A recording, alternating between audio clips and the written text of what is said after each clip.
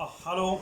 बहुत ही important topic मैं आप शुरू कर रहा हूँ अपने चैनल के ऊपर, और ये बहुत ही इम्पोर्टेंट सीरीज़ है। और इस सीरीज़ में जो मेरा ऑब्जेक्टिव है वो ये है कि हम किस तरीके से यूपीएससी या स्टेट पीसीएस का जो एग्ज़ामिनेशन का पैटर्न जा रहा है, जिस तरीके के प्रश्न पूछे जा रहे हैं, उसके अंतर्गत ये बहुत ही इम्पोर्टेंट बात है कि हम किस तरीके से चीज़ों को एनालाइज करें।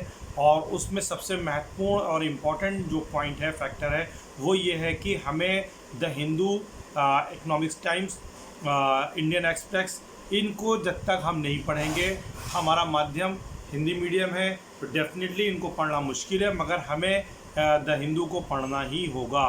द हिंदू के जो एनालिसिस आते हैं, जो एडिटोरियल आता है, या जो अलग अलग उनकी डे वाइज चीज़ें आती हैं, उन पर हमें नज़र रखनी ही पड़ेगी। और अगर हम ये नज़र नहीं रखेंगे तो डेफिनेटली अभी एग्ज़ाम में प्रॉब्लम्स आने जा रही है। और चूँकि अब स्टेट पीसीएस का जो सिलेबस है और जो पैटर्न है, जिस तरीके से यूपी पीसीएस के क्वेश्चंस पिछले 2 वर्षों से 3 वर्षों से आ रहे हैं, उसके बाद मैं ये निश्चित रूप से कह सकता हूँ कि अब यूपी पीसीएस की तैयारी को आपको यूपीएससी के पैटर्न पे ही करना होगा। और इसीलिए यूपीएससी के जो प्रतियोगी हैं, वो पिछली परीक्षा यानी 2018 की जो फाइनल रिजल्ट गया है, उसमें यूपीएससी के लड़के ही अधिकतर चयनित हुए। और इसी वजह से हरियाणा और बाहर के स्टेट्स के जो हैं, दूसरे स्टेट्स के लड़के यूपी में सफल हुए, सक्सेस हुए। तो आपको भी अपनी रणनीति बदलनी होगी।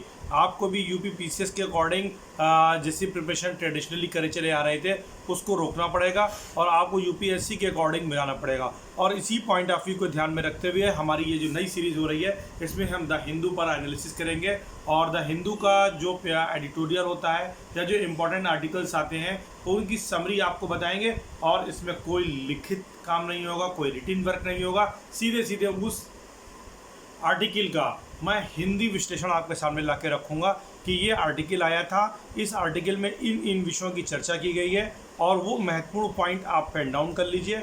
या चूँकि मेरा चैनल छोटा है, कोई पेड कार्यक्रम में नहीं चला रहा हूँ, तो ऐसी दिशा में हम आपको पीडीएफ जो है नहीं प्रोवाइड कर सकते, क्योंकि पीडीएफ को बनवाने के लिए पैसे की ज़रूरत होती है और हम पैसे लेने नहीं जा रहे हैं। तो हम आपको सिर्फ चर्चा करेंगे, आप हमारी इस लेक्चर को सुने, बार बार सुने और उन चीज़ों को माइंड में इम्प्रिंट करने की कोशिश करें। और अगर वो इम्प्रिंट हो जाता है और उसके जो पॉइंट्स हैं, आप उनको पेन डाउन कर लीजिए। एग्जामिनेशन के टाइम में ये आपके लिए बहुत ही इंपॉर्टेंट होने जा रहा है। Thank you so much.